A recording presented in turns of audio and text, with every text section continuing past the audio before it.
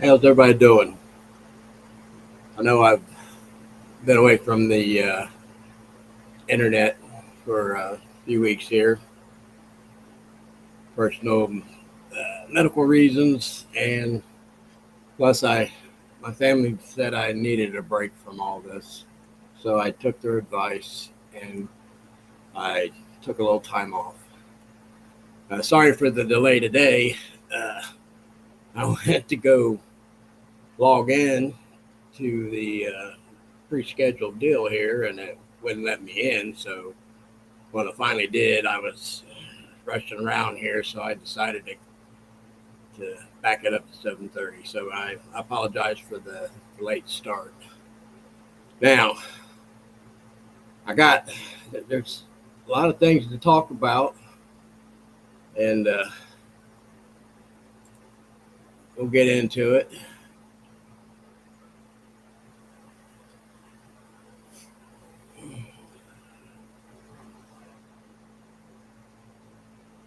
Thanks everybody.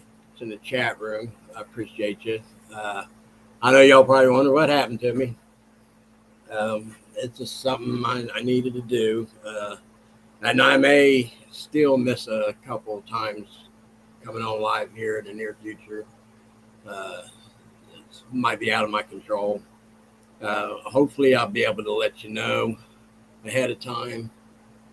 But we'll we'll jump in there and we'll do what we can. Yeah, JD, brother, when you're off, but I'm medically retired, so I got a few issues I got to keep taking care of in my life, and I forgot to put these. Hope you all been hearing me because I got these mics in my earbuds. But let's get into it. Let's talk about this. The things that's been happening, and probably the most serious conversation I want to have today is one of the reasons why I've not been doing my lives is I have, and my mother claims she had this too, and I believe her because I've had this. There's probably been three times in my life that I've had this overwhelming feeling of something that I can't understand at the time. Um, it bothers me, and I mean, right now I can wake up in the middle of the night and I'll feel nauseous because I have this, and I'm going to do a prediction, which is something that's probably pretty dangerous to do on the internet. I am in fear of some kind of catastrophic event by somewhere before or by January 20th. Now, hey, everybody. Hi to everybody that's jumping in the chat. I appreciate it. Thanks. It's been a serious time off. But anyways, let me get back to one of the reasons why. And I didn't want to do my lives when I started feeling this way because I don't know, but I've had three times in my life to where my body gets affected by things that's rolling around in my head of things that I feel like it's going to happen, but I can't understand or know what's going to happen. And unfortunately, the three times in my life that I've felt that way, something did happen in my family, personally to me, and it. So when I say this with, and I really hope that come January 21st, by the time I do a live after that, what day it might be, you can call me a freaking idiot saying that I worry about nothing. I don't know what I'm talking about. Whatever you think, and I'll take it. And because I hope that you will be able to call me an idiot and say I overreacted, because that means that what I'm in fear of didn't happen. So, but I feel like something catastrophic is going to happen by January 20th. And I can't say what it is. I don't know if it's like directly towards the president himself or the U.S. citizens, but something is in my gut gonna happen, and I hope not, but it's tearing me up physically because I can't get it out of my head and it's making me sick. So I want to say that, and that's probably the most serious thing I'll talk about today, and we'll move on from that. So let's talk about the California wildfires. I, you know, even though it's a blue state or whatever, and the some of the people of that state did not give such graces to the red states like North Carolina, Tennessee, and Florida during the hurricanes, and how FEMA is treating them, still treating them bad. There's people from the hurricane that is still living in tents, but yet Biden goes out to California and tells uh, Governor Scumbag that he's going to vow 100% of whatever it takes to help them recover, the people that's affected by the wildfires. Now, that's nice to say, and if FEMA was too broke to help the hurricane victims, where's the money going to come from? And we're talking, California's a different deal. Hurricanes are natural disasters.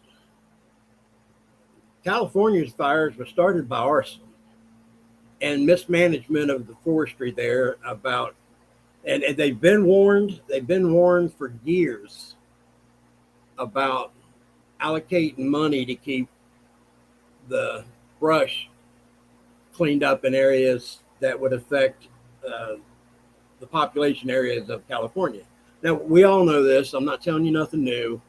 We've heard this in the news. Everybody, I mean, it's nothing new, but I just figured I'd touch on it because it kind of made me angry when Biden vowed 100% to help the people of California. Here's and they're demonizing the insurance companies that drop fire protection off of their policies for these people, and because they warned the state that it is a hazard, that if they do calculated risk assessment and they decide that the risk is greater than the reward, basically. So to keep themselves financially stable, the insurance companies, it's something that they had to not have in the policies for these people that live in these areas. But the people that own these homes and stuff, they know this already because they've got their insurance, and maybe they found somebody, some of them, maybe they've got like an extra add-on insurance, and they're probably paying an exorbitant amount premium for this coverage. And, in California, let's be honest, most every property there is, the houses are in the millions. It's not like my house is worth like $50,000. We're talking about homes that are worth between 1 million to almost $100 million. So that's a serious deal. And the mismanagement of the water supply and all that, and it's not, and this ain't the time to say to the people that's been warning them, I told you so. So hopefully that will get handled, and the people can, and I feel bad for the people that has family members that's lost their lives. And then of course we have some famous people that, and the people who are like leaning right or Trump supporters, those are the ones that are getting interviewed by like Fox News and stuff like that. And, you feel for them because they, Mel Gibson did an interview with Fox News, and he's trying to make light of it. trying to explain everything, but he had a hard time holding back the tears. And I mean, they're human. They're going to have this reaction, and I get it, and I feel bad for them. So, you know, and did you all see that video, that interaction between that young lady who ran up to Governor Scumbag about her daughter's school had just burned down, and she was asking him about the dried up fire hydrants and stuff like that. And, then he lied and said, I'm talking to the president right now to work on this issue. And he's like pointing at his phone. And then she said, well, can I hear your conversation? Can you put him on speaker? I want to hear him say, what is he going to do to help us for recovery on this? And his phone wasn't even on. I don't know if people noticed it. It was a black screen. And then he claims, well, I'm trying to find service. There's no service right here. Of course, just about all these places are having no service because the cell towers are burning down. So it's funny how they get caught in their bullshit lies. And, it's easy to say, and he's not going to resign. Y'all know that. Their next, available window to get him out of office is to vote him out. And they had their chance when they did that recall, and Larry Elder ran against him, and Governor Scumbag won by a large margin to keep his job. So what they tell us all the time, which you get what you voted for. So you get it, you got it, it's yours. You have to own that. But there's a lot of people this time voted for Trump in California. They're mixed in right along with them, and everybody says, well, if you don't like the government in your state, move. There's people, it's hard to say that. That's easy to say. If you're young and you don't own a house yet, and maybe you don't have your family started yet or whatever, it's easy to say, let's just pack up and move. But when you got family and your job is there, and it could be a very good job, and there's not a position available, that job you're at, there's not a place in another state you can get a job to go to. What's that, Don? You're a Lyft driver. Pick up people at your emergency meetings in San Antonio. Recall too. Yes, yeah. So, anyways,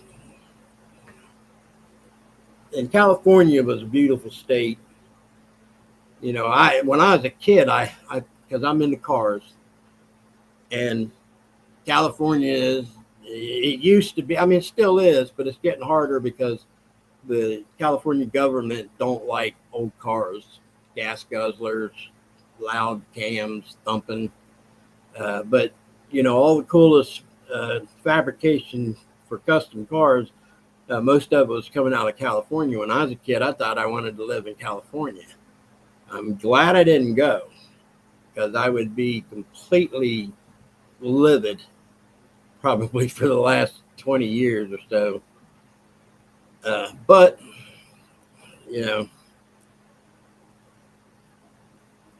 all we can do is pray for them, and I'm not a big religious man, and I'm not, I don't know if prayer really works or not. But the thing is, if I feel this feeling in my gut, something's going to happen.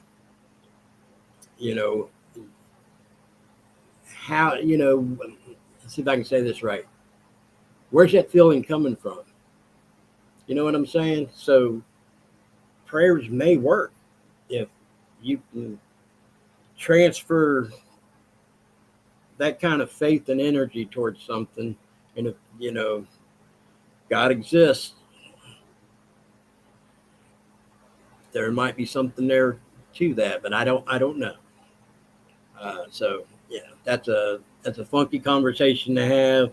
I'm not going to have a conversation or a debate about religion, because what they say, religion and politics is two things you shouldn't talk about. Well, I talk about politics, So I'll leave the religion conversation to somebody else. So then they had the Trump sentencing. Boy, that Judge Rashan just won't let it go, will he? They felt the need that they could officially say that he's a convicted felon. That's all they were looking for. And of course, we know that's temporary, because anybody who studies law, or lawyers and all this, all across the country, including left-leaning people, that say that this is an unprecedented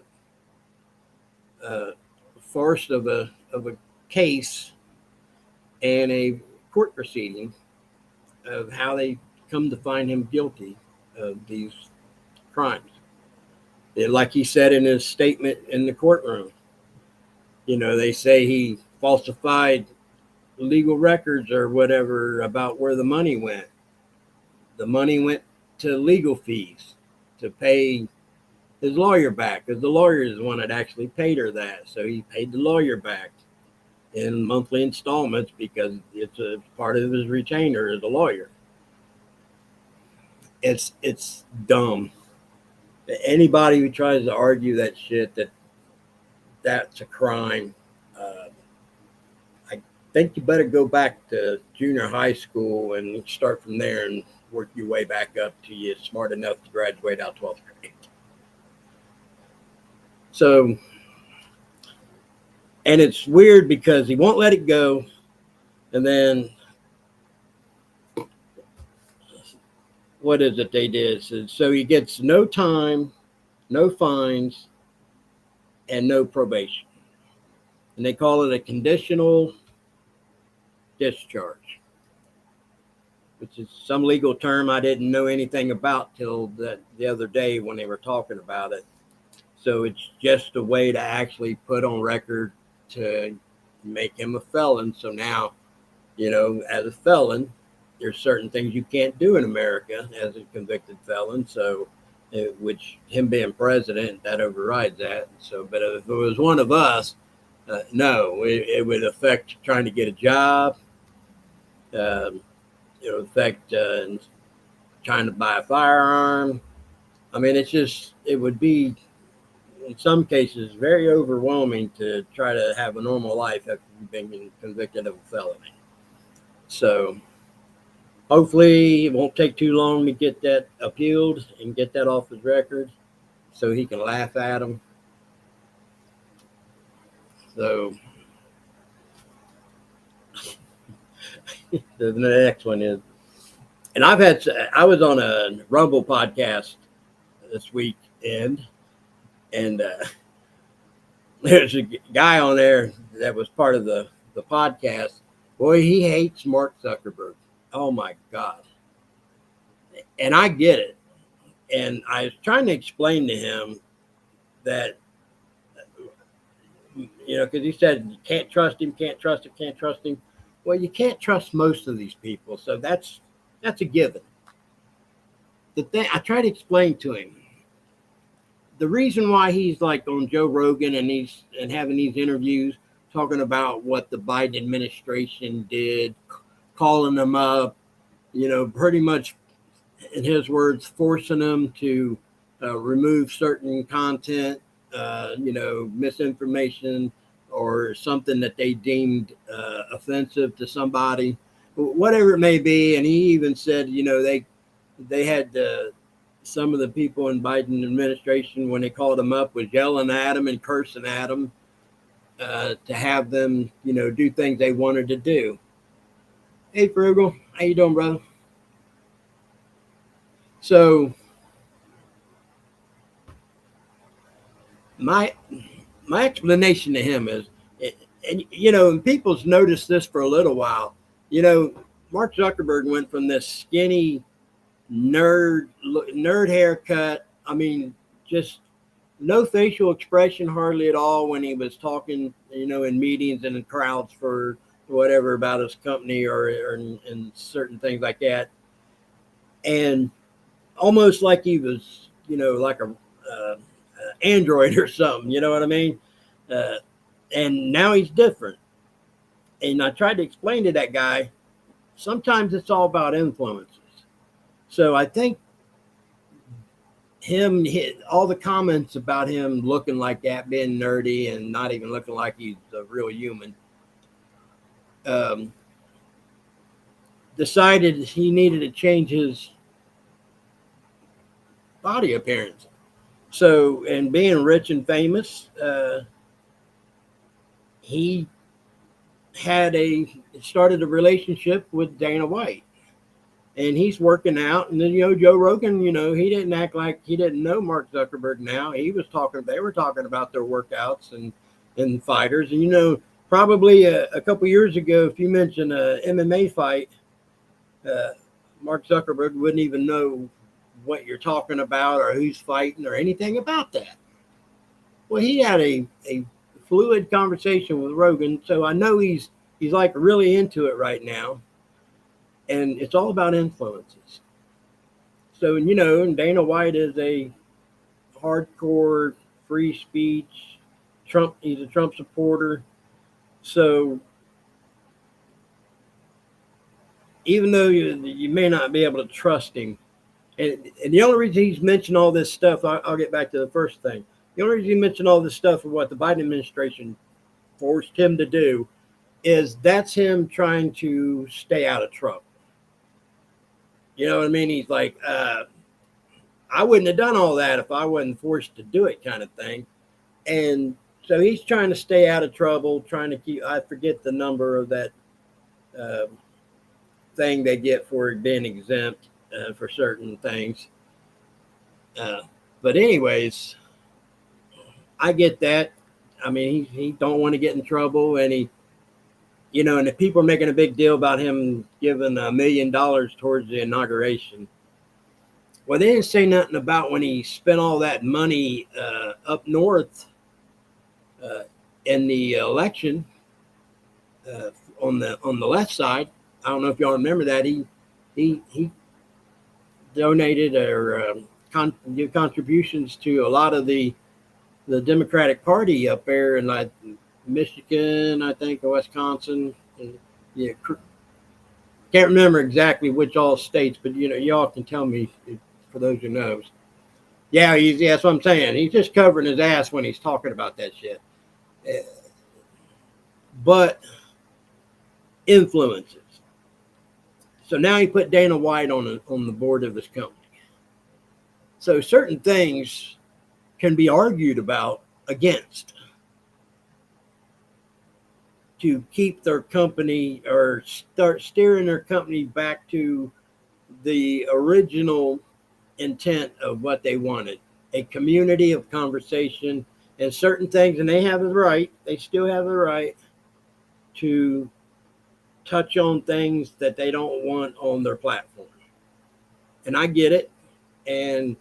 But when there's a true story that came, like the laptop, when all of them squashed that because we all know that the federal government, the people there told them to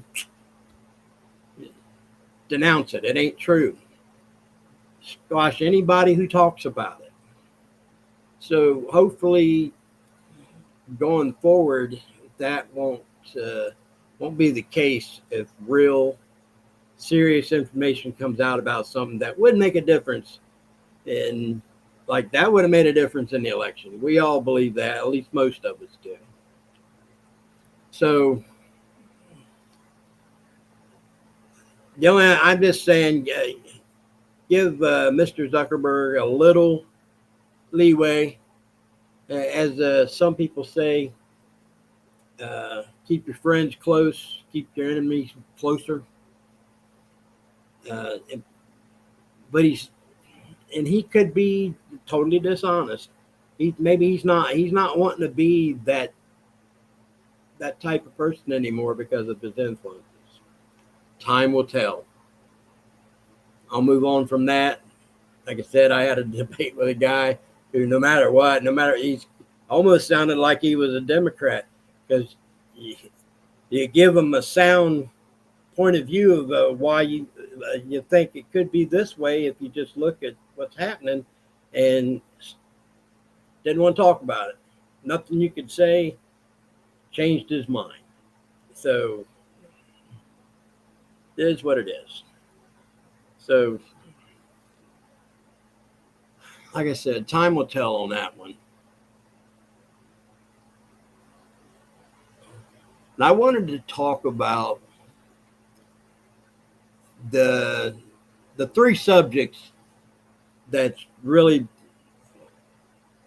there's a lot of jokes going around about it, and actually four subjects. I'm sorry, it'd be four subjects. But some of the, there's some serious conversation in these comments that a lot of people are joking about, and a lot of people are appalled by it. And the four things I'm talking about is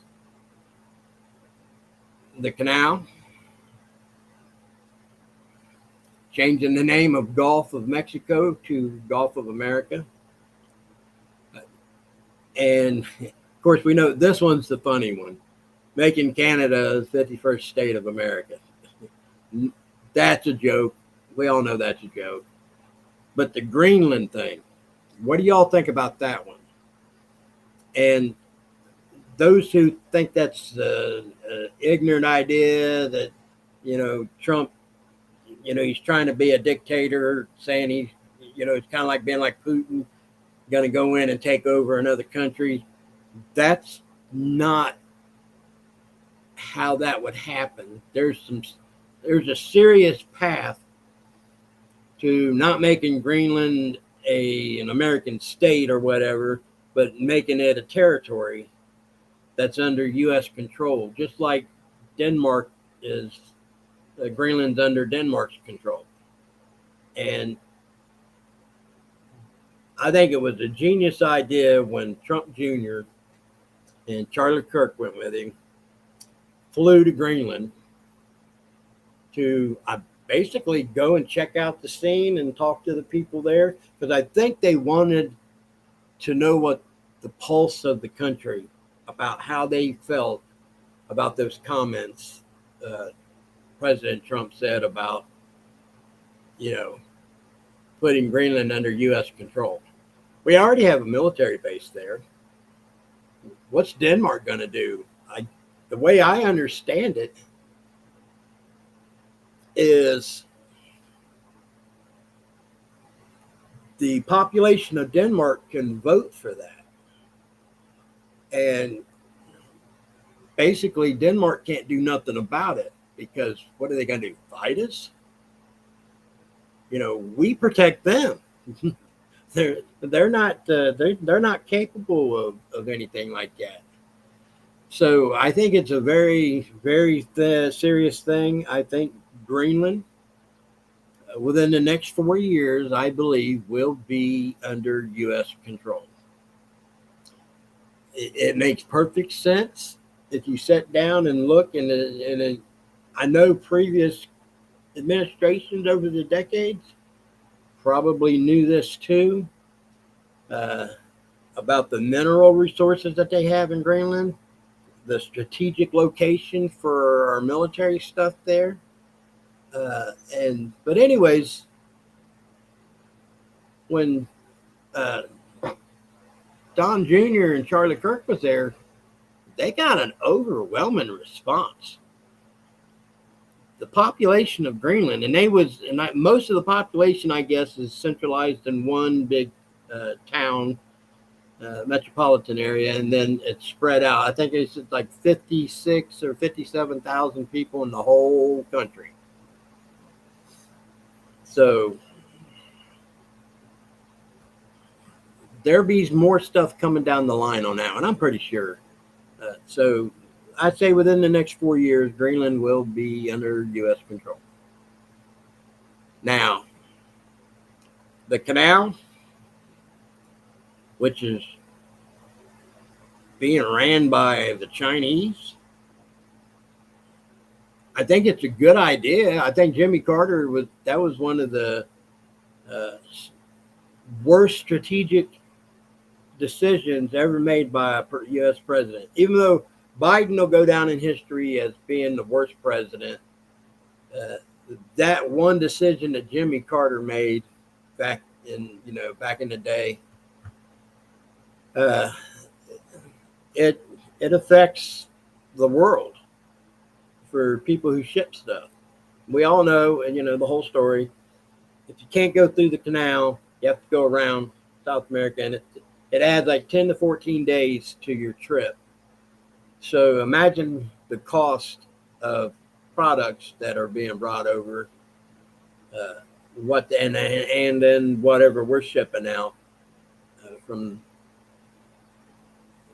It would be bad. But like I said, how's that? What's that look like? When the Chinese are under control, do we just go in and say, we renege on this deal? We're Indian givers, basically. We're going to take it back. It should have never been given to you, but it was officially given to them for $1. So it's not like he just gifted it to them. They bought it for $1. So let's see here. What is this? Were you aware the military equipment and items from Cali has been stolen? No, I did not know that, Nighthawk. Let me. I will look into that. I'll talk to a couple of people. We have so many things coming up missing when they talk about military weapons and even nukes. Small arms nukes that's come up missing. How does that happen? Hey, Melissa, how you doing? Yeah, I'm glad to be back. How does that happen? Don't know. And it's maybe, like I said, this bad feeling that I got.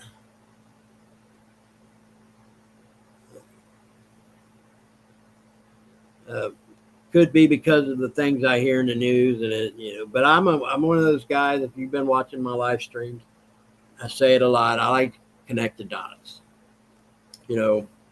One story by itself may not mean much, but if you hear all these multiple stories that are separate, individual stories on their own, and then if you sit back and look at the big picture, you start connecting the dots. Oh, that makes sense now because that would affect this or whatever. So, it's very possible that we got problems coming. And then, and then the story about all the what gets me is when they say this many number of known terrorists have been led into the country.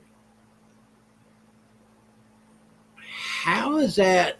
They know enough to report on it that the government has enough information to know that a news outlet has the information from them to report on something like that. And then, now it's a big deal that they're here. It wasn't a big deal to let them in the country, but now it's a big deal that they're here. And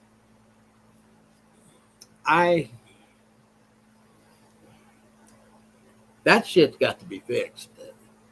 And I don't know if it can be real quick. That's part of the swamp. But closing down the border is going to probably handle most of that. But now we got to find these people because they're not like standing on the corner say, hey, I'm one of those people they're talking about. Come pick me up and deport me. They're not. So it's not going to be an easy task to protect this country from within for the next few years. And honestly, I think it was done on purpose because, President Trump runs on the deal that, no attacks happened under his last administration. no new wars, all these other accomplishments that did not happen while he was president. I think they want to make sure, and they want to make him be a bad guy or incompetent more than they want the country to be safe. So they're willing to risk our lives to make one individual not be as great as he thinks he is. That is a very, very evil way to run a government. That it's all about making the individual that's in office look bad, instead of making or hoping that the guy that's there may not like him, but hope that the country benefits from the person in office and not made lives made worse because of it. When you say that's a false flag, that all set up for a false flag.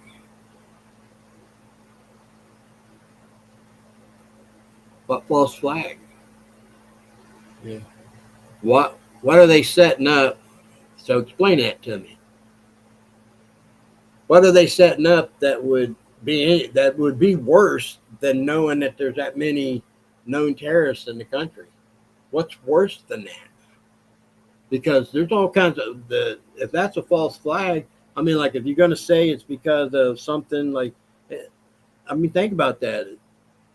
Think about the last big terrorist attack we had, not these homegrown ones like the Tesla truck guy and the guy in New Orleans.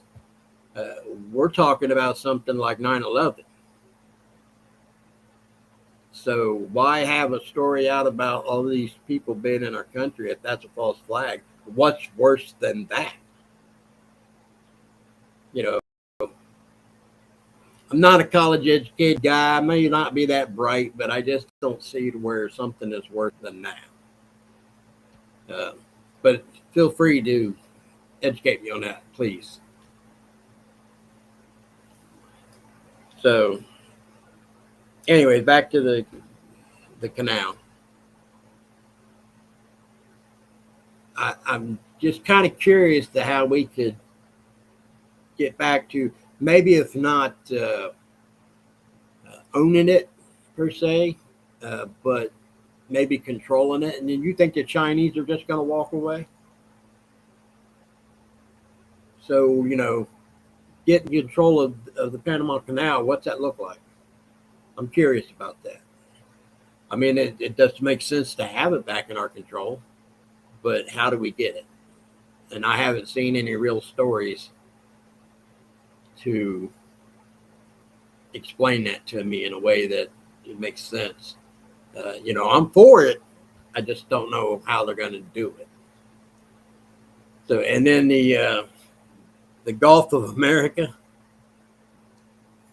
If anybody pays attention and looks at the map,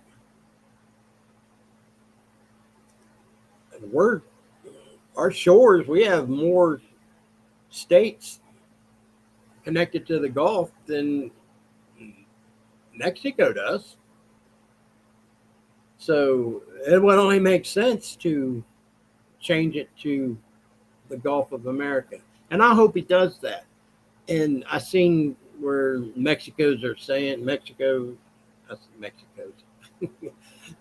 Mexican government is saying that no, that it's been called that since what they say 1500 or 1600 and something. Yeah, but that's because we wasn't a country at that time. So now that we are, things change. Times change. It's time to make the Gulf of Mexico the Gulf of America, and I see that not being a hard thing to do. And they talk about, well, maps, all these maps. Everybody owns a map that says the Gulf of Mexico. Well, everybody has a pen, and most people know how to write. They can go to their map and scratch that Mexico out there and write America right underneath of it. There you go, map fixed.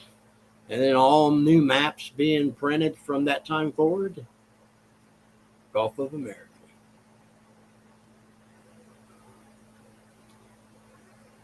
Yeah, easy. See, and Obama did that, and that's going to go back. Yeah, it's going to go back to Mount McKinley. I seen that too, and I was going to mention that, but I thought these other things were like big, large conversations to have that seriously affects uh, having these things in our possession and how to get them in our possession. Or when I say possession, I mean that benefits us. So what's that, Jack? It changed. Where they say? There you go. Yeah, and then like the map, this Mount McKinley. All the maps said that, and they didn't mind changing the name on that one. So Mexico is just whining. They're just, I don't know.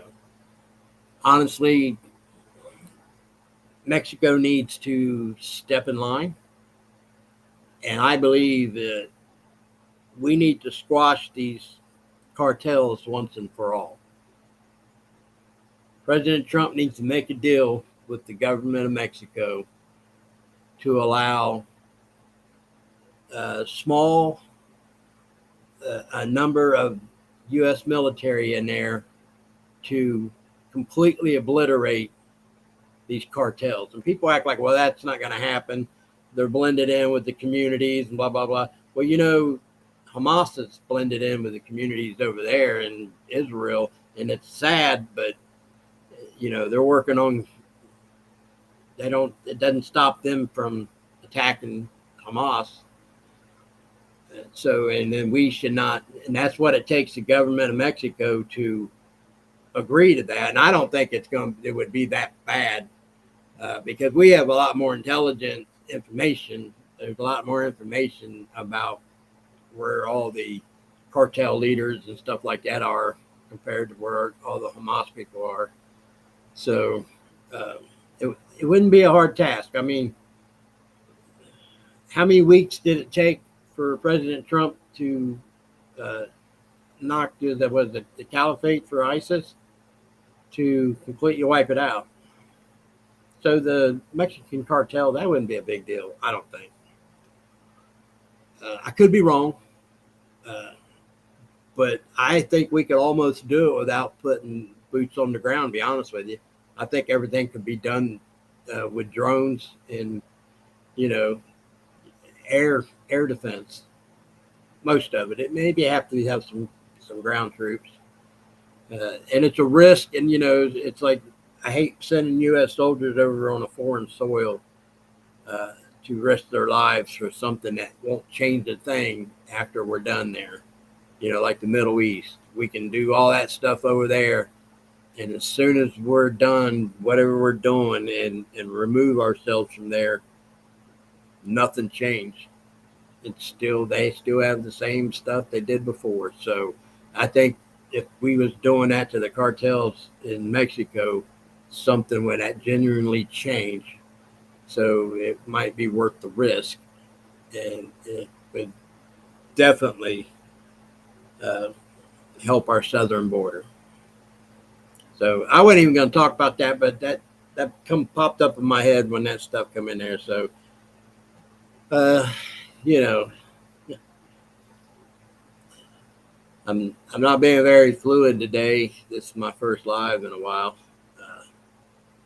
So hopefully I'll get back in pace with it.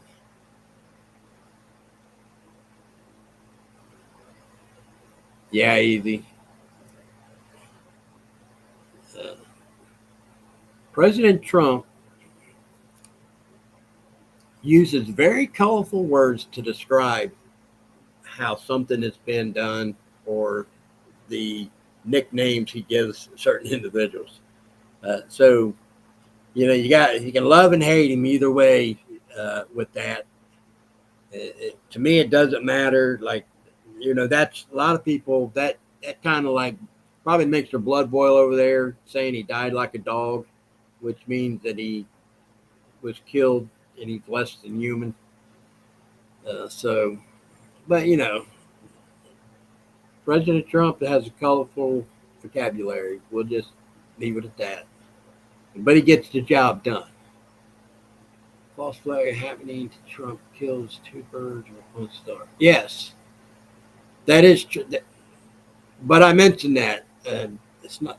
I'm not saying it's what I was talking about. Kind of, it all connects. Whether something happens catastrophically, it's going to happen on U.S. soils. Is the best way I can explain my feeling. And it could be towards President Trump directly, and it may be, but that doesn't necessarily mean that it's that, or it's only that. It could be something, because think about this. On the 18th, the left, Ben and Jerry's, has put together what they call a March for America protest on the 18th of January in D.C. and other places around the country. And they've invited all these other factions of people that have been known protesters, BLM, Antifa, I forget the other two that I think they mentioned. But see, all these people, this is where the people talk about the mostly peaceful protest, because you may have a lot of people on the left are just protesting, but then you have your small factions of people that are extreme left that cause all the chaos in the middle of the protesting, and the people who are not involved in it, they condone it. So it's not like us when you heard on January 6th when people were saying, gotta go into the Capitol. And then you heard people say, no, don't. You don't hear that on the left in these protests. When somebody's talking about, let's go knock out these windows, you don't hear anybody saying, no, don't do that, don't do that. No, they condone it. They knock out the windows, firebomb a police car, flip a car over, shoot somebody. They condone all this stuff. They may not do it themselves, but they're complicit in it. So a protest that is being organized by the left is a serious thing, and it's a dangerous thing. So when I say catastrophic event, you have that march from the left on the 18th. Trump's having a rally on the 19th. What's that going to look like? Because now we got all this really bad weather, snow, and all this stuff. And I think honestly, if the weather is really cold and nasty, in that aspect, a lot of the people on the left are pussies. They're fair weather protesters. So it may not be as large as they want it to be, but you don't need a massive crowd to cause a problem. It's what's involved in that crowd that actually is the problem. But anyway, so now you got something happening on the 18th, something happened on the 19th, and then the inauguration on the 20th. Now they say they're calling in for extra medical people, nurses, EMTs, all this other stuff. And a lot of people are like, well, they do that because they know there's going to be a lot of people there that day. Then you hear stories in the news to where, no, they don't do that. They have a certain amount of people that's already involved in that in past events happening. I think they said this is the first time in 12 years. You guys can correct me on that if I'm wrong on the amount of time that's passed. That's been asked for extra medical people to be on site. That's concerning.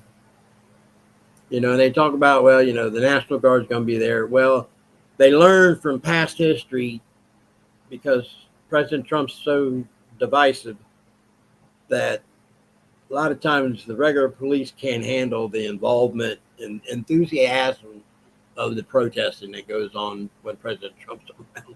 So we'll see what happens. I hope I'm wrong. I really do. I hope I'm wrong on that. But do you guys buy Ben and Jerry's ice cream? Because I don't, and I haven't for a while. When they started doing those um, diversity things on their ice cream containers, giving them woke names and stuff like that. So if you do eat Ben and Jerry's and you didn't know that, they're not good people that run that company.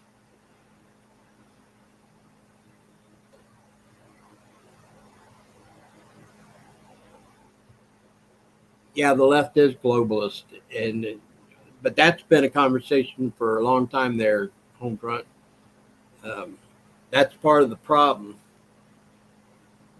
You can't run it and have a strong country if you're trying to make your country a melting pot in with the other countries. Every country, these foreign leaders, there's a lot of things that won't happen in certain countries over there that we do because we're just dumb when it comes to trying to be enlightened and all this other stuff. But uh, you got to make your country stand out. You gotta get. The only way to keep your country as strong as possible is not to spread your resources out amongst the masses in other countries. So I believe that we need to be a globalist when it comes to trade, but nothing else.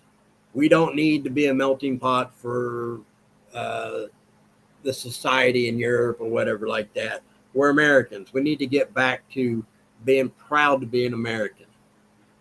We need to make sure that, and that's part of the problem. We're losing our identity. All these people coming into the country that's not, you know, wanting to assimilate into the American dream kind of thing. We have, we're the shining city on the hill because the things that is important to us that makes our country what it was is completely different than all the other countries. So we need to get back to being proud of that and to make sure that if you want to be in this country, you got to want to be part of the American experience.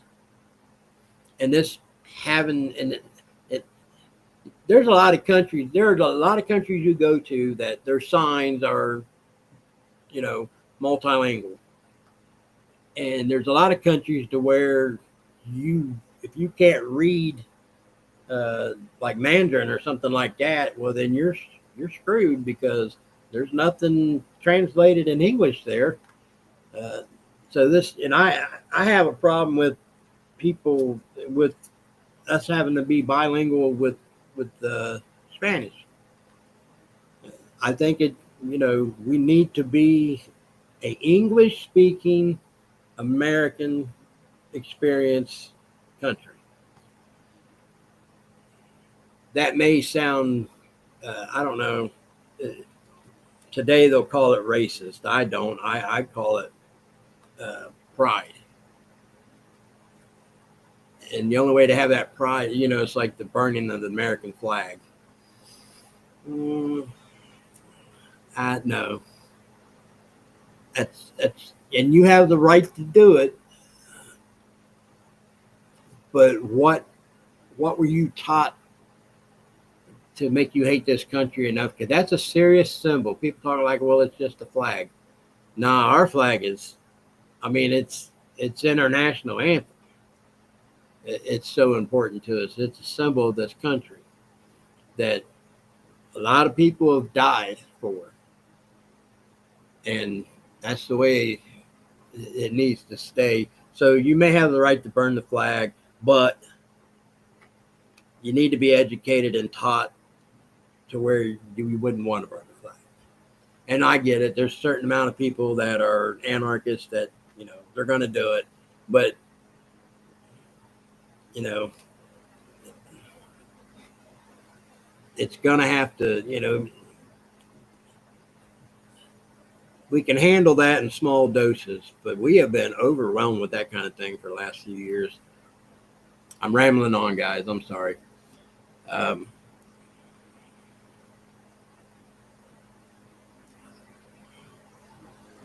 Sorry, I'm reading the chat real quick, guys.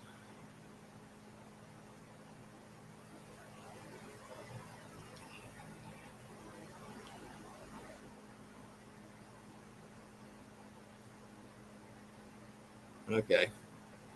Uh, Sorry, I'm scrolling real quick. I missed something.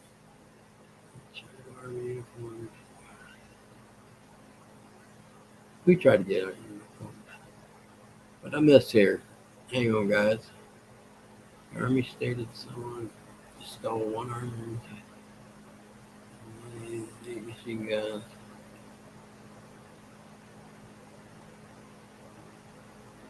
Yeah, TJ, we were just talking about that a little bit ago, where somebody was letting me know about a lot of this military equipment come up missing in California, right?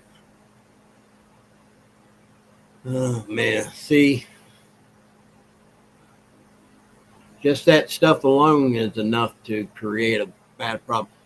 And what if they have? And this may sound far fetched, but we know that small arms nukes have come up missing, and after they were sold or something in Europe, Ukraine to be exact. Uh, I'm pretty sure it's Ukraine. Correct me if I'm wrong, but I do know the story about where that stuff come up missing, and they don't know where it's at. And then you have rumors that there are people in the know that they're in this country, and whether that is true or not, I don't know. I'm not gonna say I know and I don't. But see, all these stories, you put them all together, and it gives me that feeling in my gut.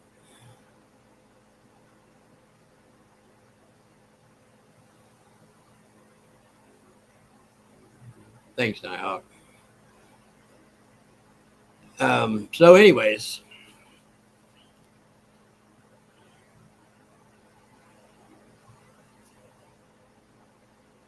you remember like the story of the drones.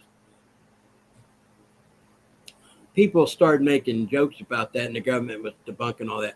They were doing news outlets, and we'll say the mainstream media, showing video of drones or supposedly be drones. You can obviously tell that it is a plane.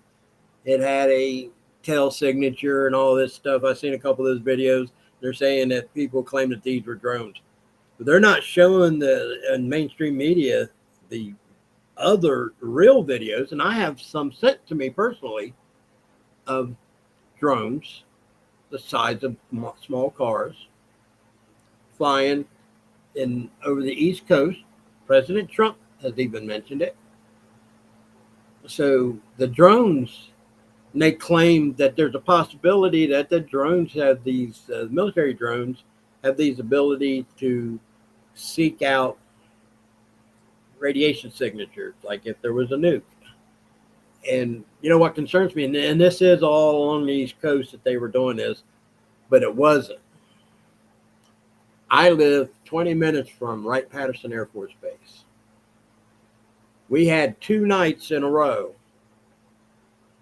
not a large number of drones, but drones, big drones, that were flying over the perimeter of Wright-Patterson Air Force Base.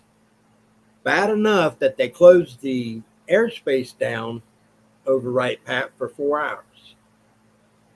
But nobody has a follow-up story about what they determined that was for sure, and where did they go. Wright-Patterson Air Force Base is a very strategic location for our air defense military.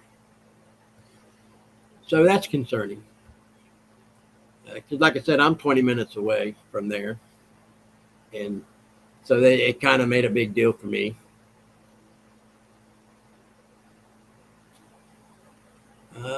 They've got those big drones at the airport on 68 south of town. Yeah, but do they fly them at 3 a.m. in the morning easy? That's, all these drones are spotted at night. Uh, the way I understand it is most private drones, even if they're big ones, uh, flying at night's not because you got to have, and people talking about, well, they're following the rules. They got lights on them and everything, just like the FFA requires. So that to me makes me believe that it could be military because they know the rules. And most private drones don't have all that. They've even going drone taxi like suckers.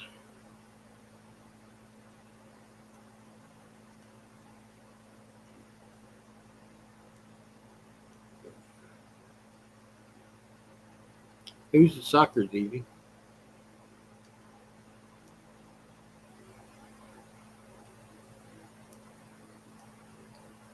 Yeah, let me know about that. I'll keep going. I wasn't going to have a long live tonight. I wanted to just touch on some things that I've been watching around. Um, let's see here. But the drones, one last thing on that. Trump's already said this week uh, that he's going to let the American public know exactly what is going on as far as much information as the federal government knows, whether it's from them or they know about them or whatever, that he's going to let the American public know January 21st. So if nothing goes wrong between now and the 20th, we should have some decent information on the drones and clear all that up on the 21st. So I'm looking forward to that, to be honest with you.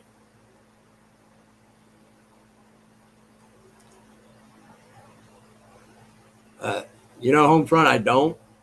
Um, but there's a lot of stuff. The right path is a very secretive place, guys. There's a lot of civilian employees there, and the hoops that you have to jump through to work there. It's like you cannot, if you've ever had like bad finances, bankruptcy, uh, late payment history on a loan or your house or whatever, you can't work there because they feel like you could be blackmailed, coerced into giving information out to the enemy uh, because you can't control your finances and you're an easy target. So even though there's a lot of civilian employees there, they have some serious strict security rules, and there's a lot of unusual stuff that happens there. We'll just say that. Because most of Wright-Patterson Air Force Base is underground. And most people don't know how far underground that is.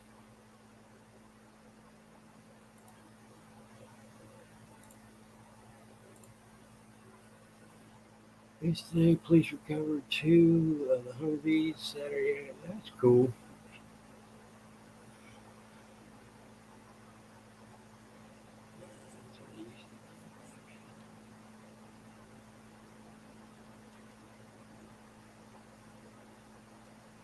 Yeah, and the contents of Area 51 is also at Wright Pat too.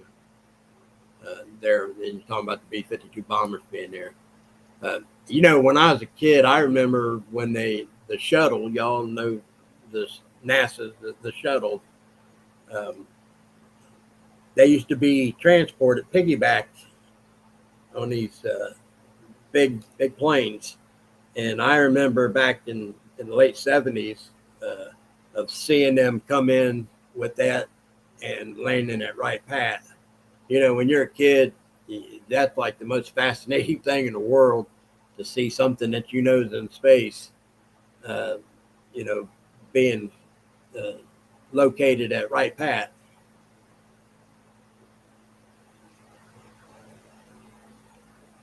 Yeah, Betty, I get that. Like I said, they say you're an easy target if you can't be responsible enough for your finances. And I hate saying being responsible enough for your finances because we've all, well, I can't say we all, everybody that I know, most of them um, have had hard times with their jobs or whatever. And somewhere in your history, uh,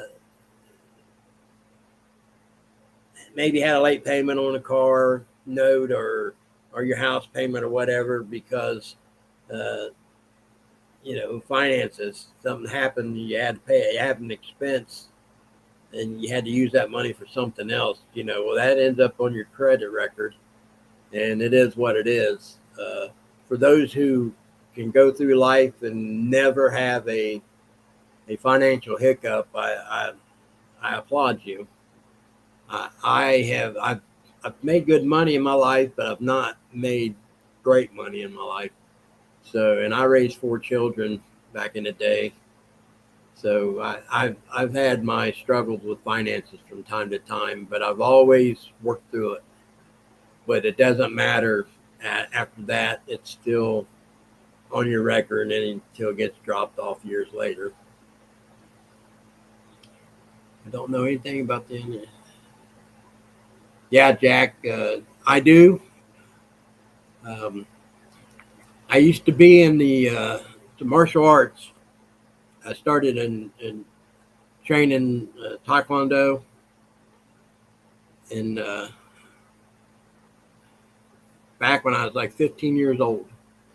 Well, my karate instructor was a concrete contractor, and he talked about having to deliver concrete there for their construction underground.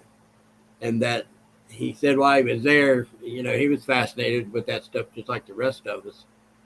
That they change contractors no matter how far away they have to drive there because you use your local contractors, and then if you have to only use them for certain projects, they have to reach out further. But anyways, hey Natalie, you they were only allowed to work on so many levels or portions of the underground stuff. Yeah, Natalie, that's me too. Um,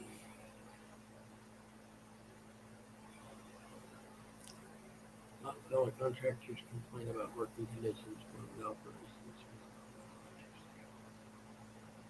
Yeah, Mikey, exactly. That's what I'm saying. They were only allowed to work on certain portions of whatever they were doing, whether it be adding another floor going, they go down, it's underground. Uh, so nobody knows for sure uh, exactly how many floors or how large the facility is underground, but I believe, and I don't know, I can only tell you what people I know that's been involved with working there. The last time I heard that I was in a conversation about that, it was they're working on the 10th story down, so 10 floors down. That's big. So, a lot of fascinating stuff there. So I'll move on from that. Um, it's I should know more about it because I live so close to it, but it's kind of one of those things. I'm not a tourist. I live here, so you don't think about it when you live here. So and but it is a fascinating thing. The older I get, the more I want to know about things like that. When I was younger, I didn't. So let's see.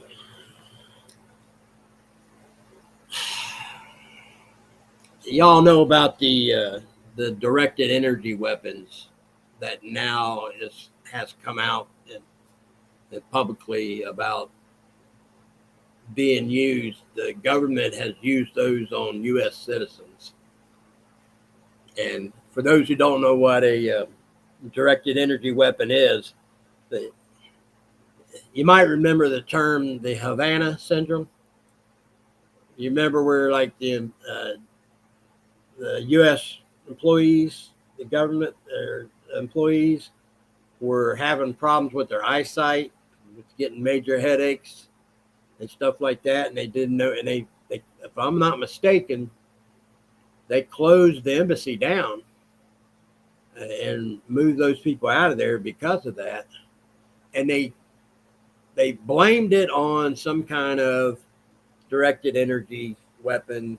Don't know if it was, you know, uh, local government that did it, or if Russia did it, or China did it. Don't know anything about that, other than the fact that these people did experience these serious problems. You know what's fascinating about that is that weapon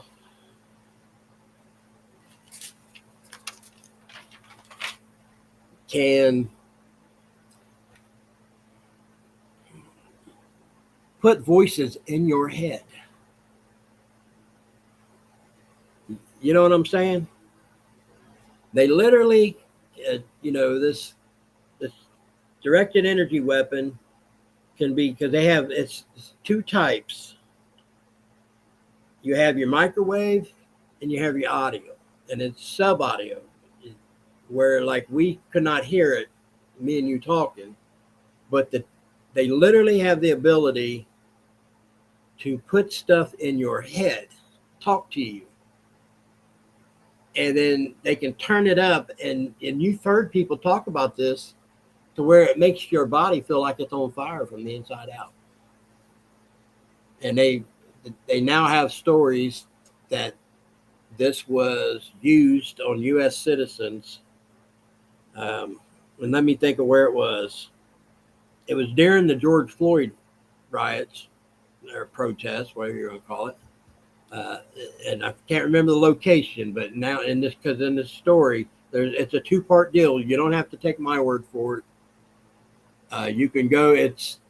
They've got the story on The Blaze, and those who know what The Blaze is, you can go on the internet, and or you can even do it on YouTube itself, and bring up The Blaze, and they've got a two-part series of these people who have been, investigating this, can tell you all about it. The scary thing to me is if they can literally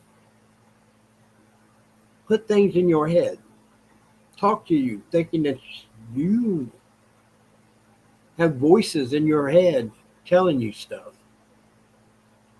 Most people that are, and I say most, I mean, hell, even highly intelligent, pragmatic thinking people, if that was happening to them and they didn't know about these weapons, because if you know about the weapons and you have that happen to you, you could think, okay, well, I think I'm having a weapon used on me or whatever. But if you don't, you think maybe God's talking to you or the devil, but you might be convinced to do certain things if you have this stuff in your head. That's a scary thought, because that means that they could pick and there's probably a personality profile that they have studied, profiler type people in the U.S. government, to find out who could be persuaded in this way, maybe like keep putting it in their head, climb up on a building and with a AR and kill the president. You'll be a hero. You'll be a hero. You know what I'm saying? That kind of freaks me out a little bit. But that kind of thing should not be allowed to be used on U.S. citizens. but there's no law against it right now because the technology is not really in the public eye. So there's no congressional hearings about the ability to use this or whatever. It's one thing if we use it on foreign soil to win a conflict. It's another thing uh, when you can make a person feel like they're on fire from the inside out. Kind of could make them go crazy, I believe, to squash a protest. Um, and the thing is whoever's in power determines on which protesters this weapon could be used against.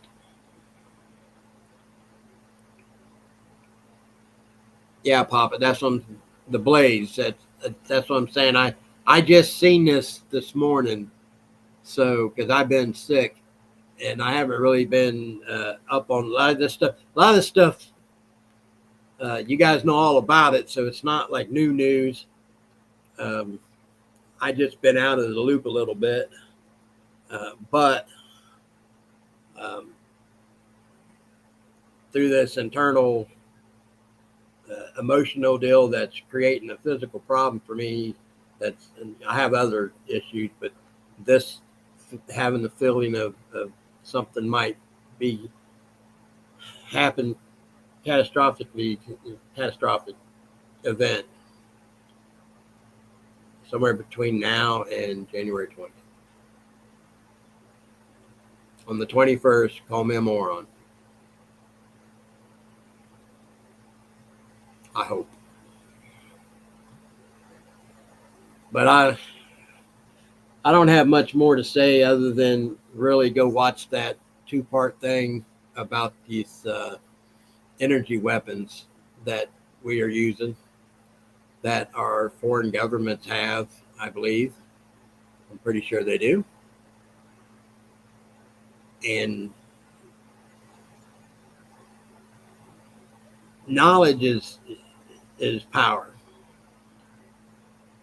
So no matter where you get your information from, and I know it's not me, I just get on here and talk about stuff that you guys mostly know. Some of you don't know certain things, and hopefully you get some kind of new information from me that you didn't know about before, and you can look into it, yourself. And I'm gonna start because, like I said, I'm not very high tech savvy or anything like this, but when I do my actual videos, I can probably do it on my live. I can put it in the description of the sources of where I get my information. Some of it I can't do that because I get information emailed to me and then I look into it, and I don't want to go too far on some things because these people, they're afraid to say something publicly, and so I'm the voice, I guess is what I can say, for certain subjects. So, what is this?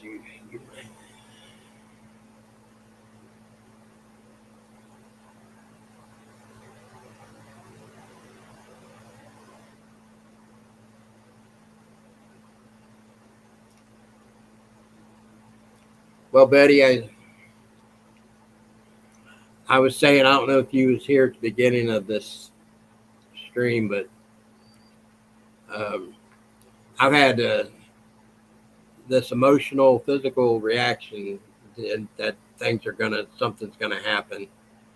And I was saying earlier, I've had this same feeling where it affected me physically 3 times in my life. And the thing is, at the time, I don't know exactly what it is, and I can't explain it.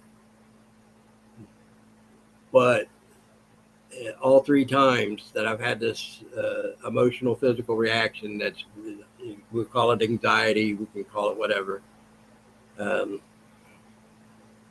Something did happen in my life that affected somebody in my family, and me personally. Never something that affected people I don't know.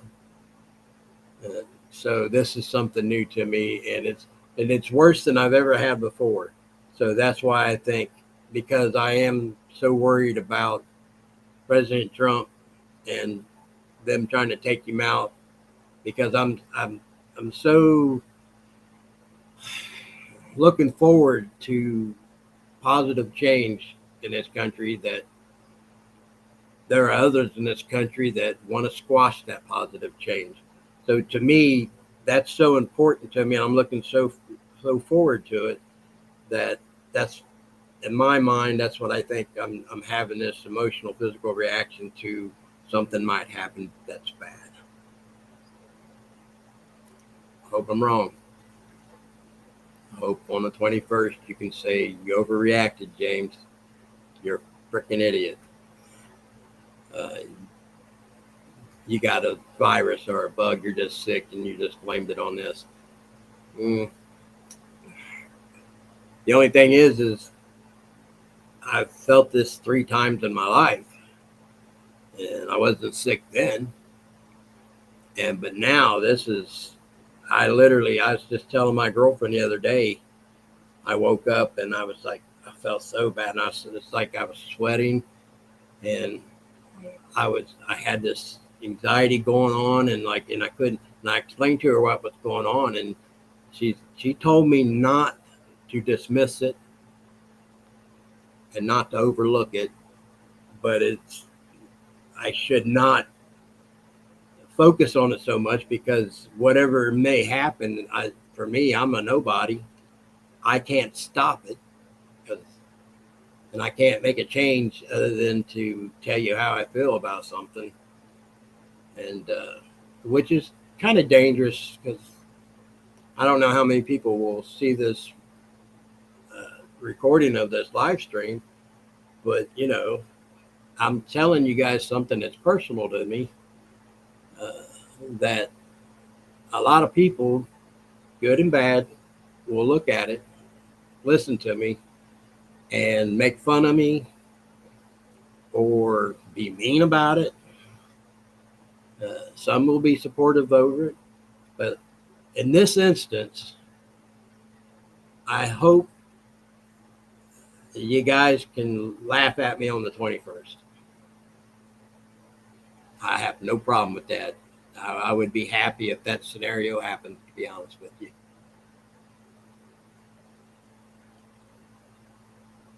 Thanks, Nighthawk. The floor. Same feeling, something you're. Okay. See, just by reading you guys' chats, I'm not alone.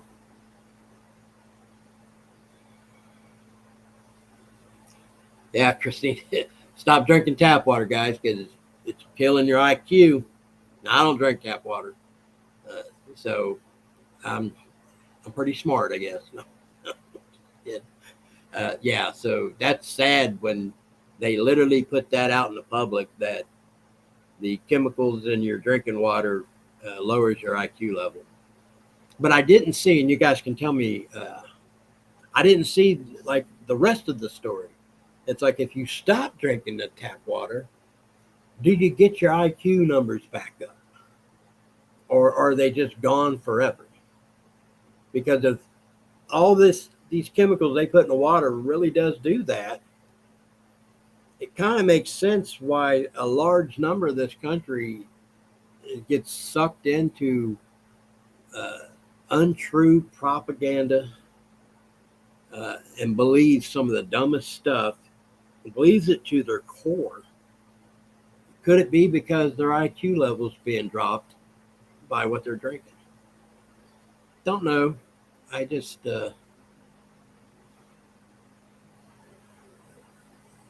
yeah, Marla, there's certain drinking waters. Now, they claim that the waters come from some underwater stream that pours out of a mountain somewhere, and if so, that's probably about the purest water you'll be able to get. But they could put something in the bottled water, and you wouldn't know it. You just don't. So uh, it's hard to trust anything in this world today. What's this? So your IQ does not come back. Hmm, that's disturbing, isn't it? So that means that if they take the chemicals out of that water today, we won't get no dumber. And maybe over time, you can teach, like a 5-year old, you can teach them certain things just by repetition. So, so what they're saying is that even if they took the stuff out of the water today, as a generation, has a lower IQ than should have, and it may take children being born going forward after that to bring our population as a whole IQ back up. I don't know. That's kind of crazy, isn't it? Um, but positive change is coming, so we'll see if we can get through the 20th. And I don't mean just that day, guys. I'm from here till the 20th. Something you never know. Yeah, easy damage done. That's right. Let's see what we got here. I've got to. I'm going to end this. There's a lot of other stuff I want to talk about, but I don't want to. I'm not feeling good right now, so I want to. I'm going to end this and go to bed. But I have decided. Last note here.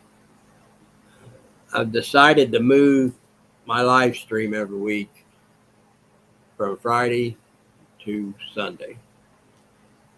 I even told somebody that I get uh, DM messages with this gentleman that I was going to do my live Friday, and then I didn't do it because I had something pop up and I couldn't get to the computer to do a live.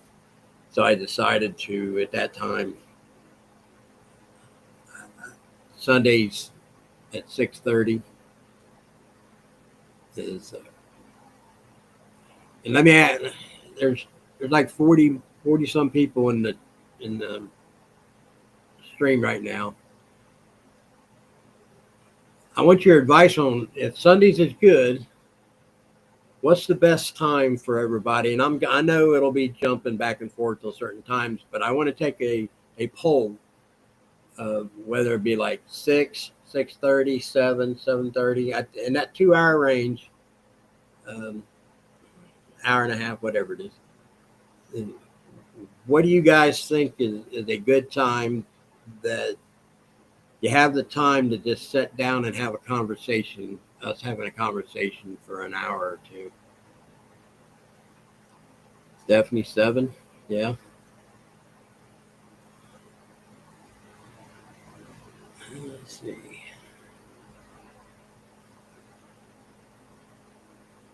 Don't be shy. Some of y'all done left.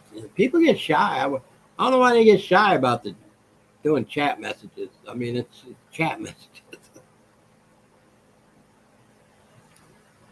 Well, Marlon, on Sundays is like my day that I just, and this may sound silly, but like I have like certain uh, TV shows that I like to watch, uh, whether it be from HBO, Paramount Plus, AMC Plus, whatever.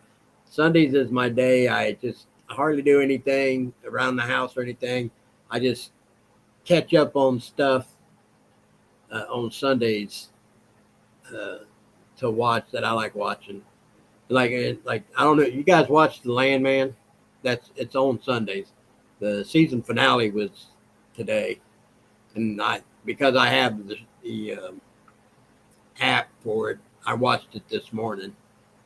Uh, that tells you a lot. That'll educate you a lot about the argument about using oil, using air, windmills, and all the other things that the climate change issues, and then, but that is a very educational show. To me, it was educational. It's done very well. Billy Bob Thornton, got to give it up for him. I may not like his politics, but he sure don't. He portrays that individual that's actually for the use of oil uh, really well. That Sheridan guy who wrote that, which is also the person who did Yellowstone, uh, really knows how to do a show. So if you haven't watched it, I don't. But there's like 10 episodes on there. If you guys have an ability to go and stream it, uh, you may end up binge watching it. It's that good. 6:30 p.m. is good here. Let's see the first few. Come on now, guys. I've only seen like 3 people tell me a time. At least have 10 of you tell me a time. So, Michelle, I think you're the only one that said 6:30 so far. The other 2 said 7.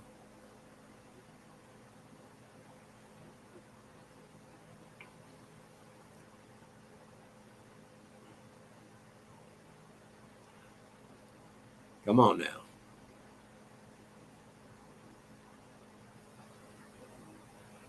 Well, Stephanie, you seen the first few. Did you like it? I know you said you quit recording it, but did you like it?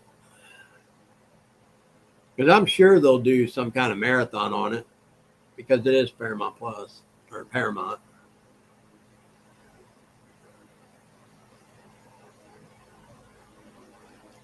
Well, Marlon, so you watched all 10 episodes 2 weeks ago? Because the 10th episode, the finale was today. Well, this is 7, okay. Janice, I was just saying I'm officially changing my Friday live stream to Sundays today. And what I want to do is I was trying to get a polling of what's the best time to do it because I'm good just about any time on Sundays. And I was thinking, so between 6 and 7:30 is starting time. And right now it looks like most people say 7. Which 7 is a good time. I've had a couple of you say 6:30. So 7, I haven't seen any 7:30. So if you guys want to come back and hang out with me, right now it looks like Sundays at 7. And I'll try to be more consistent with this to not miss. Like I said, I've had some personal physical health issues here in the last few weeks, and plus, like I said, my family told me I needed to not worry about trying to get online and do this. I needed to take care of myself for a few weeks because I also do, I have another channel. I do car content, which is physical. I physically work in a garage to where I cut and form and weld and grind on and, build, repair things. So I haven't done that either. So the entire time I haven't live streamed, I also have not made any car content. So I've got to get back to doing that. But I have a hard time doing that because I can tell you one of my health issues is my left leg swells almost, it's over twice its size from the side of my ankle up to my hip. And I can't bend my leg, and it's painful, and I have to keep it elevated. And I've been to the doctor. I got tests I got to do this week. So I'm trying to figure out what's wrong with that. They got to test my heart. They claim it could even be heart related. I didn't know that. I don't know what leg swelling up like that has to do with your heart, but whatever. So anyway, that's one of the reasons why I haven't been on for the last few weeks. Hey, Terry. Sorry, man. You just got here. Yeah, I mean, I've been rambling on about a few things tonight because I haven't been on in a while. So some of it's old news, some of it's brand new news, some of it like the deal about the direct energy weapons on Blaze, that two-part thing. You need to go and check that investigative reporting out on that because that there will disturb you.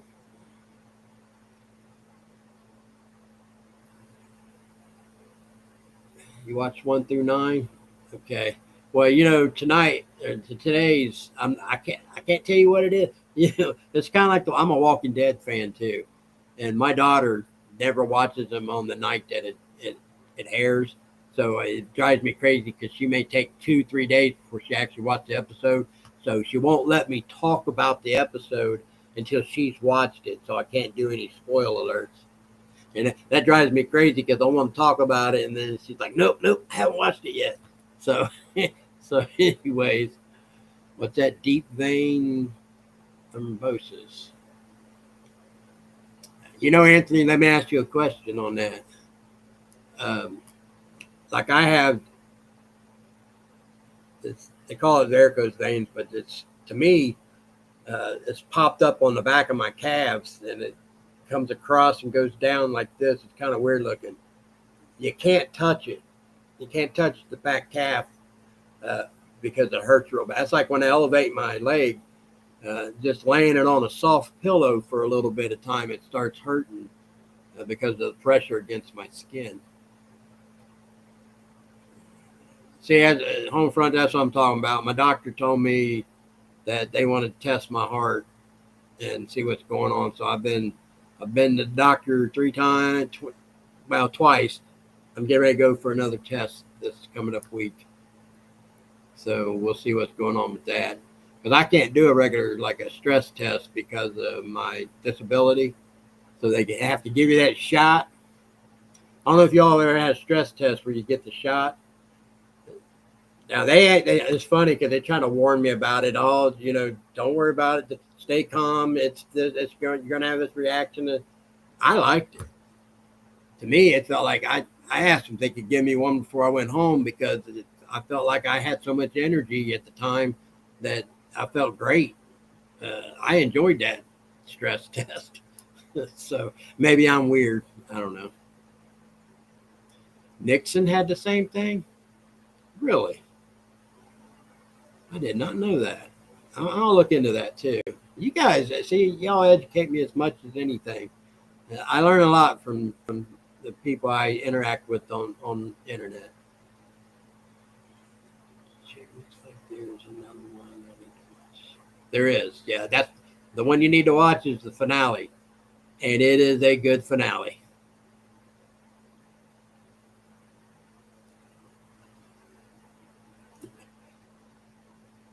Yeah, Michelle, that's what it's going to be. It's going to be a chemical stress test. So, saying that, I am happy you guys got the notification for tonight and you stopped by and hung out with me. So right now it looks like going forward, 7 p.m. on Sundays, I'll start doing live streams again. Now, even if I even asked, I was going to do one the other day. That's why I didn't do it Friday. Because I was still having a problem Friday, but that's not the reason why I didn't get to it. I had something come up. But I asked, I was going to set the laptop on my lap in bed and do the live stream. And my girlfriend's like, no, don't do that. Sit at your desk and have a serious conversation. Don't do it out of that laying in bed. So anyways, I've got a footstool. Well, I'm going to build it actually this week in my garage. I'm going to build me a little footstool that'll slide underneath my little desk I've got set up here. And even if my leg's swollen, I'll going to prop it up and still try to do my lives, even if I'm having problems. this is all dumb shit to talk about, but this the stuff I got to deal with. Um, Thanks, Marla.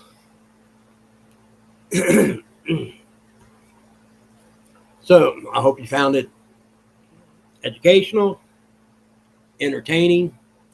Uh, I was like I said, I was on a podcast on Rumble last night with a couple of gentlemen from the John Frederick's Conservative News Network, and from time to time I get invited to that podcast on Saturdays, and I kind of like it because you can say what you want, you can say how you want it.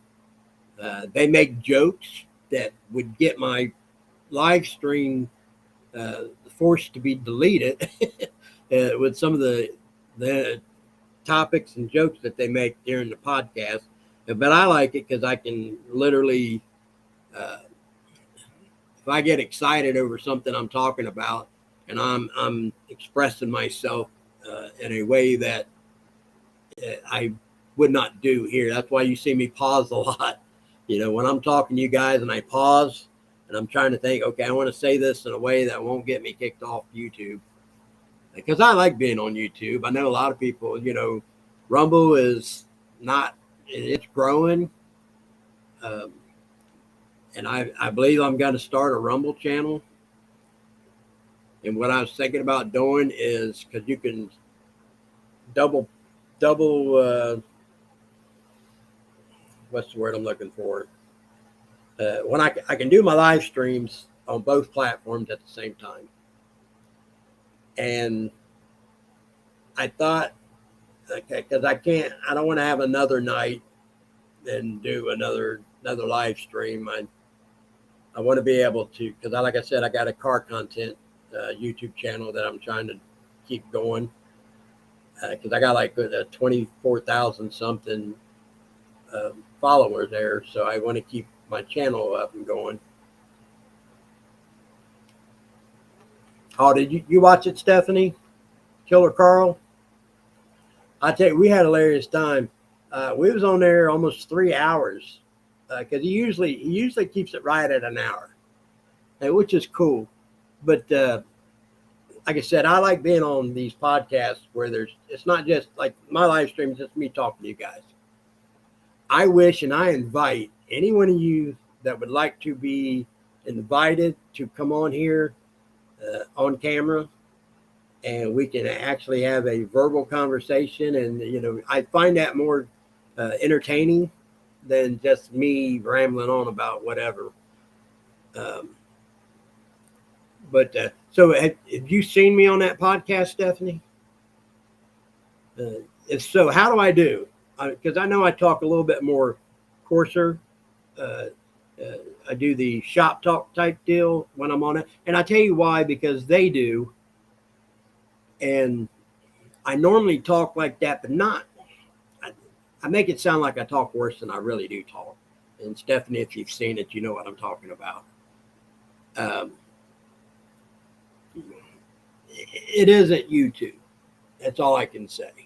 You can have certain uncomfortable topics you can talk about, and you can use the language you want to talk about. Oh, cool. So I do all right. I worry about that because I am like more relaxed on that platform, I guess. Not that I'm not relaxed here. I'm used to YouTube. Like I said, they really, down YouTube bad on that. Of course, they're trying to promote Rumble, so Killer Carl, which is the name of the podcast, it's usually at 6:30, and he's changed it to 7. Or no, we did it. I'm sorry. Last night it was at 9 o'clock, and I don't know why. He sent me a thing at the last minute saying that they were going to go live at 9. And they get a pretty large audience on that platform when they're live streaming.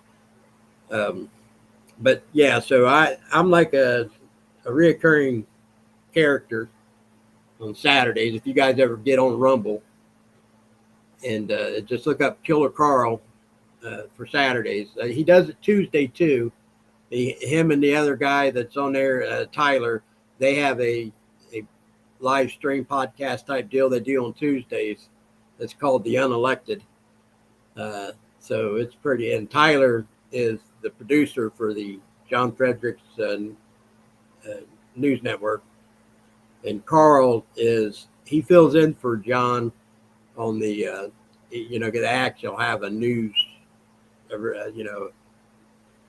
show in the mornings, like at 6:30 in the morning till 10 or something, 6 to 10, something like that. And Carl is a person that fills in for John, but he has his own podcast that Tuesdays and Saturdays. Anyways, I'm rambling on. I'm sorry. Some people already dropped off, and I don't blame you, because we're talking about something that most people don't care about. But last night we talked about politics. We talked about cars. We talked about the dumb stuff. I used to be a drinker. I'm not no more. And we talked about our experiences, some of these dumb stuff that we got into when we all used to drink. And it's hilarious. Yeah, Carl's a hoot.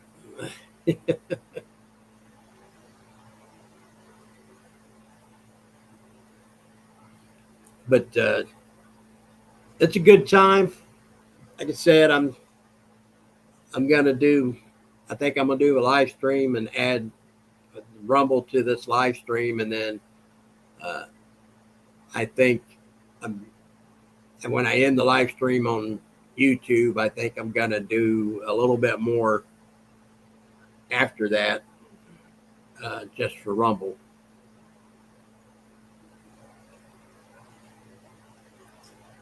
And Rumble's, it's a lot easier getting monetized on Rumble. YouTube, it's hard to get monetized. And then they got every excuse in the world why they don't need to pay you, because of some content you talk about or whatever. And they take so much of the revenue from the advertising that Rumble is definitely a better deal for the individual trying to do it. The compensation's a lot better for them.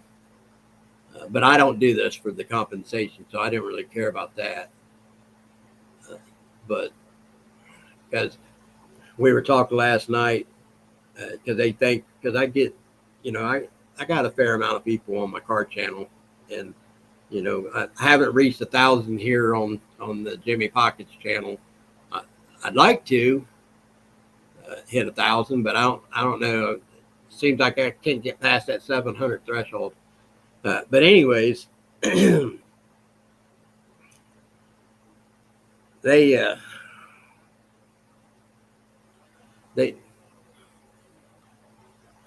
YouTube sucks. What we were talking about was how much the revenue they've made. They were talking about how much revenue they made on Rumble, and I told them I'm the poorest one on the podcast then, because I made you don't get paid if you make under $100 for YouTube. So out of all the videos I did last month, I'm worth $77.02, which ain't enough to get paid. So hopefully, and I won't have any this month because I haven't really made any videos. So hopefully in February, I might get over that $100 threshold and get another check sent to me a month later. So we'll see. What is this? I had YouTube channel for horse racing. Never got a penny, even though I had thousands of hits. Really? You did monetize? Yeah, but did you jump? You got to jump through a bunch of hoops on YouTube to get monetized.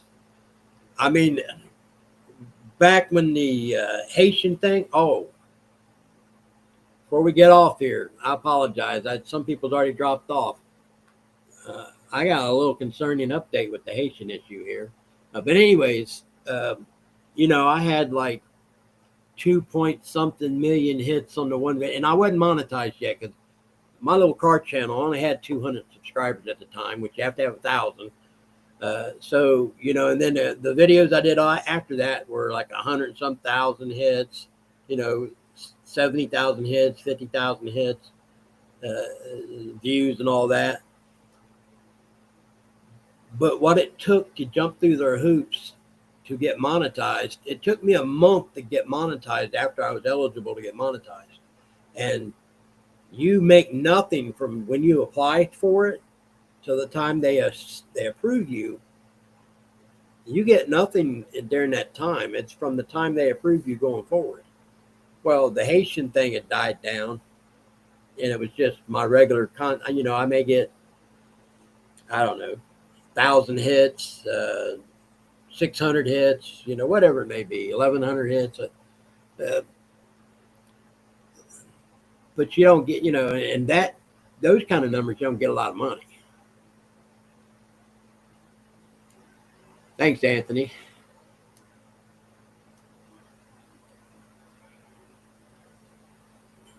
Anthony,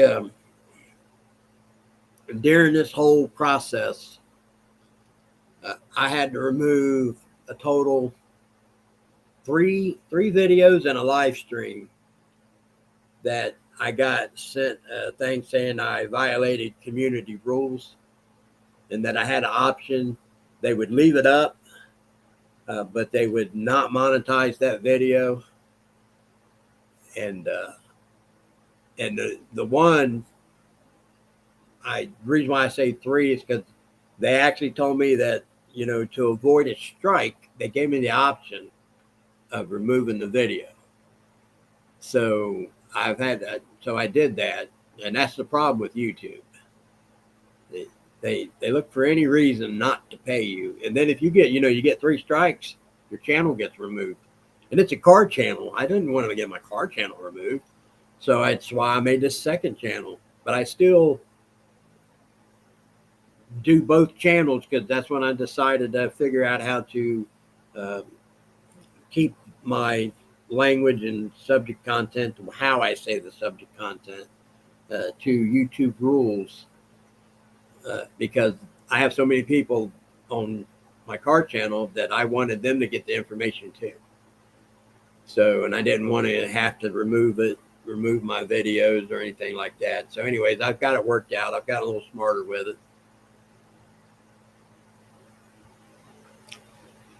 Yeah, and you're right. You can always, you guys have the, if you go on my car channel, for those, most of the people in here probably have seen my car channel for sure. That's probably how you found me. You can get my email address and email me, because I get a lot of DMs, because I can get direct messaging through Facebook, because I have an Empty Pockets Garage Facebook page, and I get some through my email. The emails, I get the videos sent to me. And I was going to play one of the videos tonight, but I didn't make it because I didn't get to it. And I apologize. But it was on the drones. I have some videos of some direct videos this person took himself to these drones.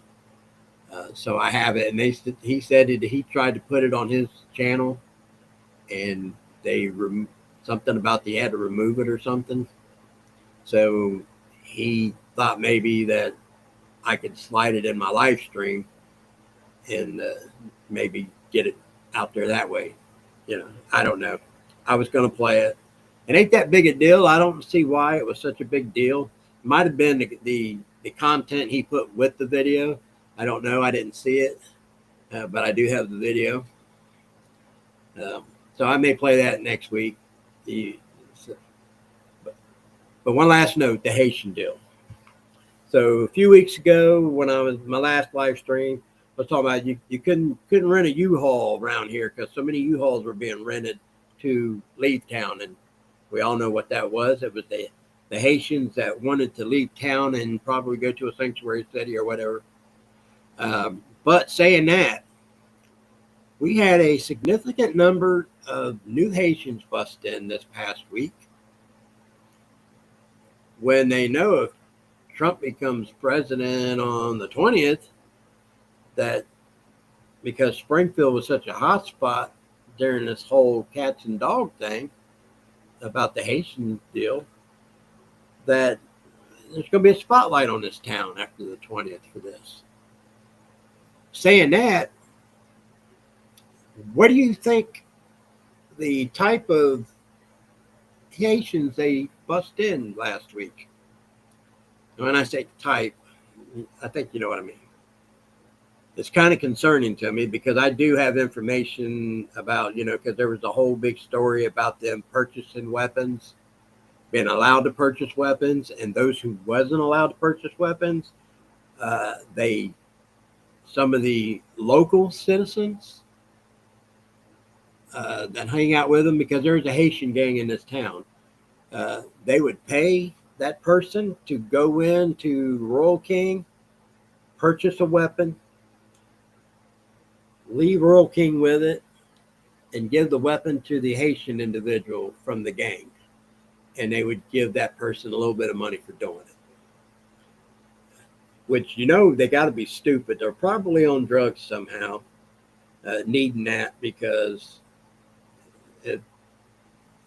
yes, Anthony, you're exactly right. They were all men, and they were all of military age. And I didn't do a count, but I was told it was almost 60. 60. That was busted in here last week. And I have information of the gun thing that the Haitian gang has a stash house on the west end of town, which is where I live, where they've stockpiled all these guns. Because they don't walk around carrying them. They're not scared of us. There was that thing in the news where the Haitian community was scared of all the threats and the prejudice against them from the local citizens. Bullshit. That's not true. There might have been some idiot every now and then holler something out their car window. I don't know. I never heard none of that. But I also never seen any videos of them being treated in any way that was bad. Yes, Anthony, that's why I brought that up. So you had families and stuff, Haitian families renting U-Hauls, leaving town.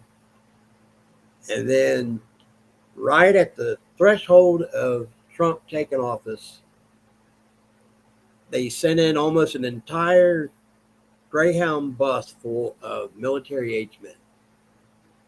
And like I said, and then we have the story about the local Haitian gang population having a stash house of guns. Connect the dots. Once again, that could be the feeling I'm getting. I don't know. I'm assuming it has something to do with the nation itself and Trump. Possible. That feeling I get could be something that might happen right here in this town. I don't know. But I hope that this all gets cleared up pretty quick. And because the thing is the information I have about the stash houses, I know the local authorities also know about this, but the local authorities lie. They act like there's nothing to see here. And there's and I wasn't even going to bring this up because I don't have any video proof of this either because there is none. There's a tick up, a rise of reported missing pets. You can't make this shit up, guys. You don't have to take my word for it. But I have no way to actually confirm that other than people I talk to personally, because the authorities sweep it under the rug. And if they talk to anybody officially, they'll say there's no evidence of this going on. But yet when you got a kid crying to his parents because their pet cat is missing and nobody seems to care, and they don't want to talk about it, and they say it's hysteria for nothing, because they're saying that just because we have an uptick in missing pets again, that has nothing to do with the Haitian population. I don't. I just thought I'd bring you that news.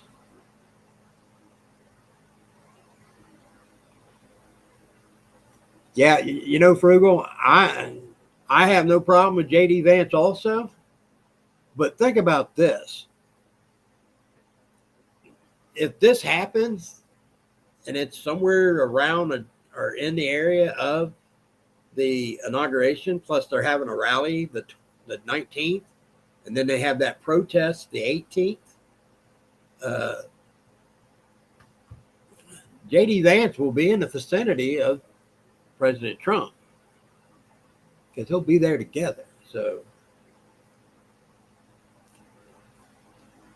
like I said, if you can call me an idiot on the 21st, and I hope you can. Yeah, voodoo. This is what's funny about the whole Haitian thing. The voodoo, 70% of that population in their home country practice the religion of their voodoo. They spell it a different way, Evie. And I think it's pronounced a little different, but it is voodoo. That's what it is. Uh, yeah, Papa, that's been well established. All the people who make the argument here that the Haitians have the right to stay, and they need to stay, and they improve our community, and blah blah blah, whatever. Those people, you can always follow the money. You can see where their personal income is attached to them being here in one form or another. So yeah, it's all about the money for the Haitians being here, including our mayor, because there's a lot of rental property around here that certain people own that are rented to the Haitians.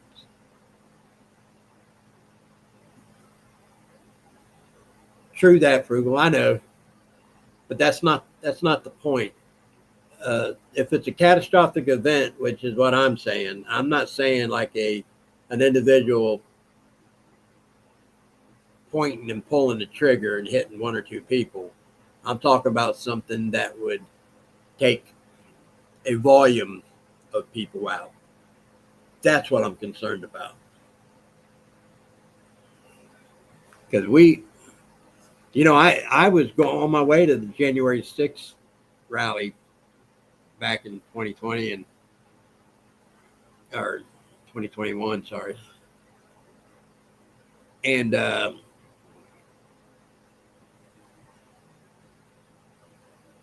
my son-in-law got sick, and we didn't go because we were going together, and I was riding with them.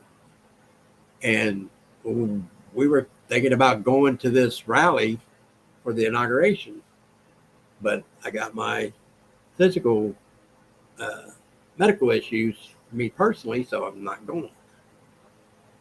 It seems like there's always something when it comes to, because I've been to the Trump rallies, but it seems like anything that's attached to me going to DC for a Trump related event, something happens to where I don't go.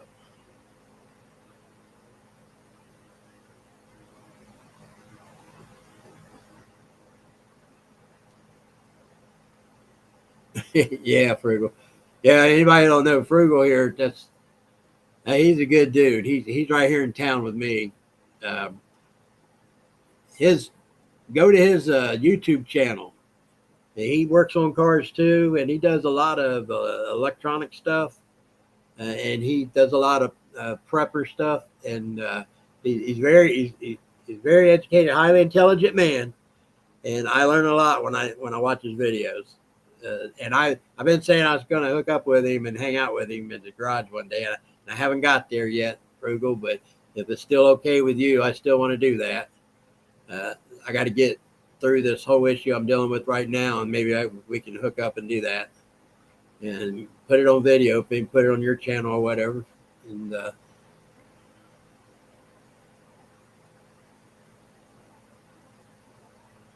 no, Papa, to see, and I'm one of those people, and I don't know why. When something significant happens and it's history, it's going to be something people talk about for a long time. I kind of want to be part of history,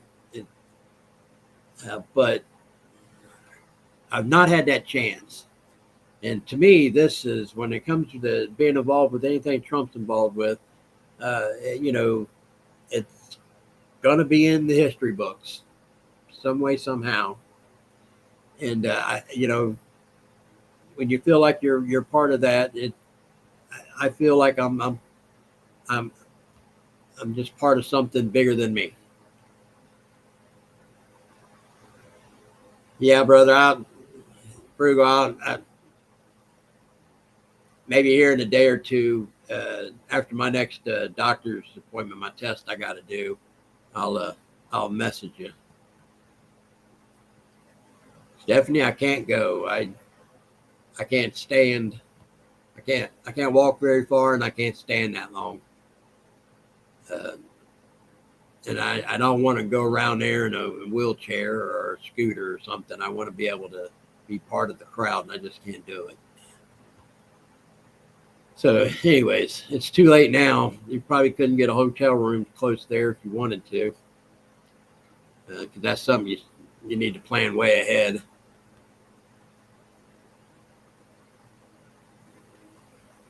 Thanks, TJ. I'm gonna take your. I'm gonna follow your lead right there, brother, and I'm gonna say good night to everybody. Thanks for stopping in. I hope I didn't ramble on too much. I apologize for that if I do. It's but that's something that's me. It's not gonna change. So I'll see you guys. I may do a video between now and then, but um, 7 o'clock next Sunday, I'll be back on the live stream. We'll hang out for a little bit. Like I said, I would hope some of you guys would want to send me an email and let me send you a link and come on here and be on camera with me and have a conversation. Thanks, Anthony.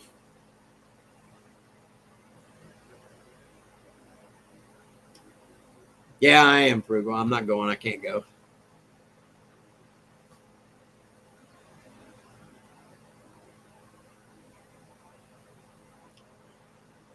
I appreciate you all.